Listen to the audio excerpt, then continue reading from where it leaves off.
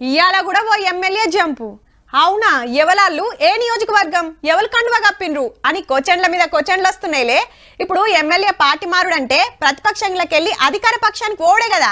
అల్కగా చెప్పుకోవాలంటే బీఆర్ఎస్ లకెళ్ళి కాంగ్రెస్ లకు. కానీ అలా రివర్స్ జరిగింది. అట్లాని కాంగ్రెస్ ఎమ్మెల్యే ఏం జంపు కాలేదు లో.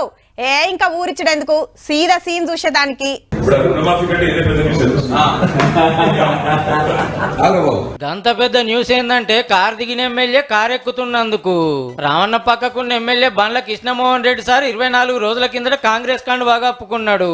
అయితే సార్మిన పోటీ చేసి ఓడిపోయిన జెడ్పీ చైర్పర్సన్ సరితక్కను సర్కార్ మీటింగ్ లో విలువద్దని కండిషన్ పెడితే అది ఒప్పుకోలేదట పార్టీ. పాతోళ్ళకు కొత్తోళ్ళకు సుత పురిగాలుస్తలేదట.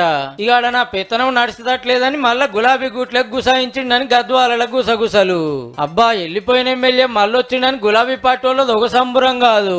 10 మంది ఎమ్మెల్యేలు 6 ఎమ్మెల్సీలు కాంగ్రెస్ లకు వస్తే ఒక్క ఆయన వాపస్ పోయిండు.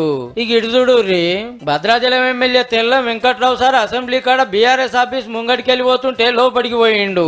ఈసారి కూడా కార్ దిగే పోయిండు కాబట్టి వాపస్ వచ్చిండని ప్రచారం నడుస్తుంటే ఖండించిండ్రు. జంపింగ్ లతో రాజకీయం అయితే మంచి రంజు మీదకి వచ్చినట్టే. చూడాలి మరిగా, అటుకెళ్ళి ఇటు వస్తారో ఇటుకెళ్ళి అటు పోతారో.